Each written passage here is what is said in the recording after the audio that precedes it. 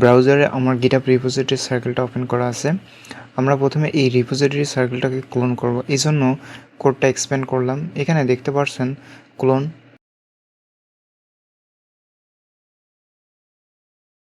তো ক্লোন করার জন্য আমরা এই ইউআরএলটা কপি করলাম। এখন আমি ডেস্কটপে একটা এমটি ফোল্ডার ওপেন করলাম। এখন আমি ডেস্কটপের এই ফোল্ডারে আসলাম। মাউসের রাইট বাটনে ক্লিক করে ওপেন গিটহাব ব্যাশে ক্লিক করলাম। গিট ব্যাশটা ওপেন হয়েছে। প্রথমে আমরা গিট রিপোজিটরিটা ক্লোন করব। এই জন্য কমান্ড দিলাম গিট ক্লোন, এরপর রিপোজিটরি ইউআরএল। আমরা যে ইউআরএলটা কপি করেছিলাম সেটা এখান থেকে পেস্ট করব। এরপর এন্টার বাটনে প্রেস করলাম। Cloning into circle. ওকে, গিট ক্লোন কমপ্লিট। এখন সার্কেল ফোল্ডারে প্রবেশ করি, তাহলে দেখতে পাবো গিট এবং যে দুটো ফাইল ওই রিপোজিটরিতে ছিল সেই দুটো ফাইল দেখাচ্ছে। তো রিপোজিটরিটা যেহেতু ফোল্ডার হিসেবে আসে, তাই সার্কেল ফোল্ডারে যাওয়ার জন্য কমান্ড দিলাম সিডি সার্কেল। ওকে, এখন এখানে নতুন একটা ব্রাঞ্চ ক্রিয়েট করব। এই জন্য কমান্ড দিলাম গিট ব্রাঞ্চ পিডিএফ। এখন পিডিএফে যাওয়ার জন্য কমান্ড দিলাম গিট চেকআউট পিডিএফ। এখন মেইন ব্রাঞ্চের পরিবর্তে পিডিএফ ব্রাঞ্চে সুইচ হয়েছে।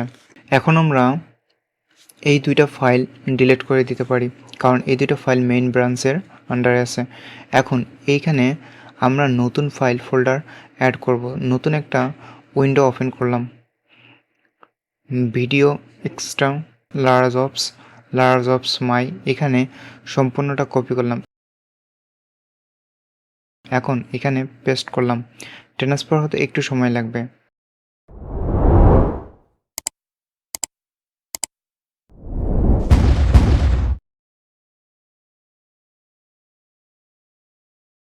ওকে, ট্রান্সফার কমপ্লিট। টার্মিনালটা ক্লিয়ার করে নিলাম। এই ফাইল ফোল্ডারগুলো গিটহাবে অ্যাড করতে হবে, তাই কমান্ড দিলাম গিট অ্যাড স্পেস ফুল স্টপ অর্থ হলো এখানেই যাতে অ্যাড হয়।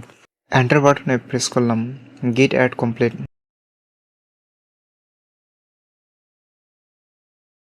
টার্মিনালটা ক্লিয়ার করে নিলাম। গিট কমিট করব। গিট কমিটে মেসেজ দিব লারাভেল ডম পিডিএফ কমিট হয়েছে।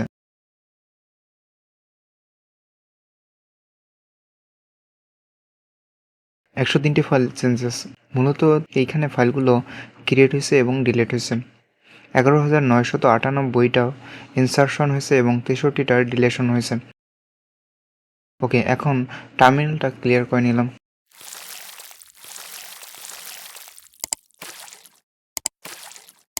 গিট পুশ করবো, এই জন্য কমান্ড দিলাম git push flag u means set upstream. এটা প্রথমবার যে ব্রাঞ্চে করব তার জন্য, পরের বার ওই ব্রাঞ্চের জন্য আর দিতে হবে না।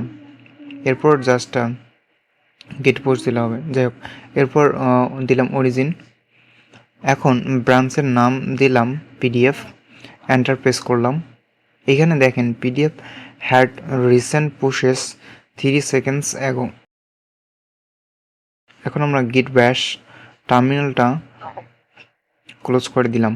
কম্পেয়ার অ্যান্ড পুল রিকোয়েস্ট বাটনে ক্লিক করলাম। আমরা যেটা কমিট করছিলাম সেটা এখানে অ্যাড টাইটেল আকারে দেখাচ্ছে। নিচে ক্রিয়েট পুল রিকোয়েস্ট বাটনে ক্লিক করলাম।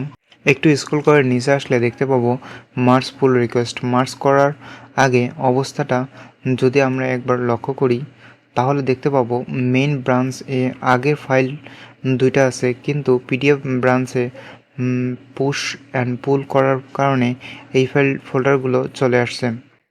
আপনি যদি ওপেন সোর্স কন্ট্রিবিউশন করেন তাহলে এরকম পুল রিকোয়েস্ট দেখতে পাবেন। যাই হোক, আমরা এখন এই পুল রিকোয়েস্টটা মার্জ করব।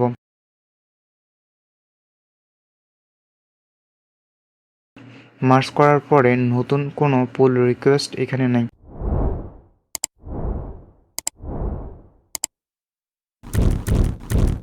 একশো 3টে ফাইল চেঞ্জেস মূলত ফাইলগুলো ক্রিয়েট হয়েছে এবং ডিলিট হয়েছে এই কারণেই। এছাড়াও 11,998টা ফাইল ইনসারশন হয়েছে এবং 63টা ফাইল ডিলিট হয়েছিল, যেটা আমরা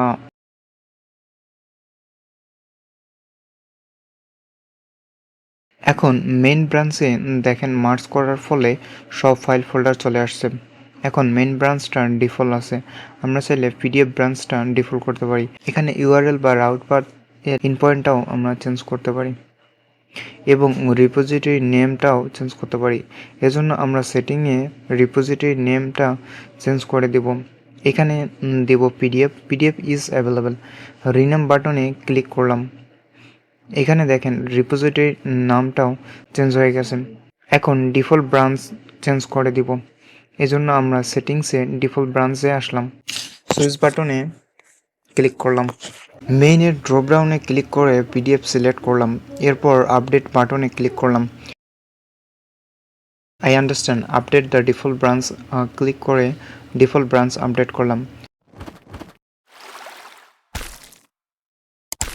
আপনি চাইলে ড্যান্সার জোনে রিপোজিটরিটাও ডিলিট করতে পারেন। কোডে ক্লিক করলাম। এখন দেখেন ইউআরএলটা চেঞ্জ হয়েছে। এখানে শেষে ইনপয়েন্ট বা রাউটে দেখেন পিডিএফ আছে, ডিফল্ট ব্রাঞ্চও পিডিএফ। যদি ব্রাউজারটা রিফ্রেশ করি তাহলেও দেখতে পাবেন ডিফল্ট ব্রাঞ্চ পিডিএফ। এখন আমরা রিডমি ফাইলটা চেঞ্জ করব। রিডমি ফাইলে কিভাবে ইমেজ শো করাতে হয় সেটাই দেখব।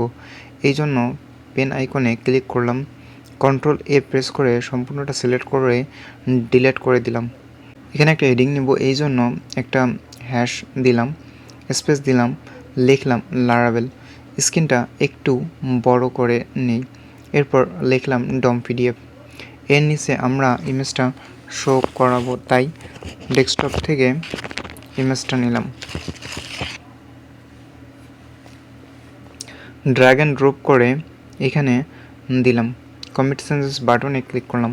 ওকে, আবারও কমিট চেঞ্জেস বাটনে ক্লিক করলাম। এখানে দেখেন হেডিং এবং ইমেজটা শো করতেছে। ব্রাউজারটা যদি রিলোড বা রিফ্রেশ করি তাহলেও দেখতে পাবেন যে রিডমি ফাইলের হেডিং এবং ইমেজটা শো করতেছে। আশা করি আপনি গিটহাবের এই বেসিক পার্টটুকু বুঝতে পারছেন।